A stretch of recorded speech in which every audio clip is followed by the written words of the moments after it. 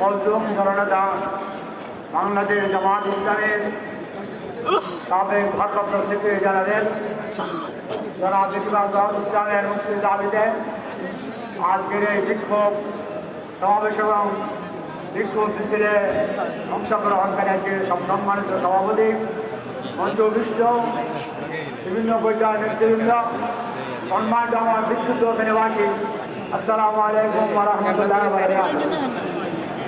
সম্মানিত ভাইস, আমাদের আগাম ইসলাম ভাইকে 2012 সালের আগস্ট মাসে মিথ্যা অজুহাত দিয়ে মিথ্যা অবাধকে গ্রেপ্তার করা হয়। আজকে প্রায় 13টি বছর তিনি তার সারা প্রকোষ্ঠে দিনাতিপাত করছেন। তার সাথে তার সন্তানটাকে তার ছেলেটাকেও একই প্রকোষ্ঠে জেলখানা রাখা হয়েছে। এর মধ্যে তার স্ত্রী পৃথিবী থেকে বিদায় নিয়েছে। একটা মিথ্যা সাক্ষ্যের ভিত্তিতে এই নিরপরাধ মানুষটির উপরে মৃত্যুদণ্ড দেওয়া হয়েছে। যে আদালতটা, সেই ট্রাইব্যুনালটা শুধু বাংলাদেশ নয়, গোটা বিশ্ববাসীর নিকট একটা বিতর্কিত ট্রাইব্যুনাল ছিল। তার রায়গুলো সব ছিল ফরমাইশি রায়। এই ফরমাইশি রায়ের মাধ্যমে আমাদের জাতীয় নেতৃবৃন্দকে ফাঁসি কাছে ঝুলানো হয়েছে। সেই আমাদের আল্লাহর রায়কেও মৃত্যুদণ্ড দেওয়া হয়েছে। আমরা সাক্ষী তাদের এমন হয়েছে যে 3 মাইল দূর থেকে দেখেছে, 2.5 মাইল দূর থেকে দেখেছে, 1.5 মাইল দূর থেকে দেখেছে, 2 মাইল দূর থেকে দেখেছে। এমন সাক্ষীর সাক্ষ্য প্রমাণ দিয়ে আমাদের বাড়িটিকে মৃত্যুদণ্ড করা হয়েছে। এই জন্য আজকে আমরা ট্রাইব্যুনালে একজন বলেছেন, শুধু এই রায়টা দূরে থাক, এই রায় যারা দিয়েছেন তাদেরকে সহ, আর রায়ের যে বিচারালয় সেটাকে সহ এটা বঙ্গোপসাগরে নিক্ষিপ্ত করা উচিত। আমরা এটা পরিষ্কার করতে চাই, আজকে আইনের দোহাই দিয়ে আইনের ভাবনার কথা বলে আমাদের মজলুম নেতাকে এই পরিবর্তিত পরিস্থিতিতে সে দেশে মুক্তির জন্য, গণতন্ত্রের জন্য, নির্যাতনের বিরুদ্ধে, নিষ্পেষণের বিরুদ্ধে, জুলুমের বিরুদ্ধে আন্দোলন করে হাজার হাজার আমাদের ছাত্র, মানুষ, যুবক, জনতা শাহাদাত বরণ করেছে, আহত হয়েছে। তার মাধ্যমে যে আমরা নতুন বাংলাদেশ, স্বাধীন বাংলাদেশ পেয়েছি, তাকে আমরা পরিষ্কার করে বলতে চাই সরকারকে, আপনারা আইনের ফাঁক দেখে আমাদের এই মজলুমরা আর আটকে চেষ্টা করবেন না। আমরা পরিষ্কার করে বলতে চাই, জামাত ইসলামী কোনো ভুল সংগঠন না।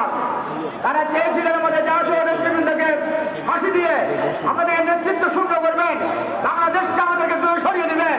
কিন্তু আল্লাহ আপনাকে প্রমাণ করে দিয়েছি, আল্লাহ তারা প্রমাণ করে দিয়েছে জামাত ইসলামী হচ্ছে দেশের সিদ্ধান্তকারী শক্তি। ইনশাআল্লাহ সিদ্ধান্ত নেবে, এটাই এখানে বাস্তবায়ন হবে ইনশাআল্লাহ। এই জন্য আমরা পরিষ্কার করে বলতে চাই, অন্তর্বর্তী সরকারের নিকট ঘুরেমসি আর করবেন না। ওই ক্যান্টার উপজেলার আইকে আর বহাল দেখে আমাদের জেলখানা রাখবেন না।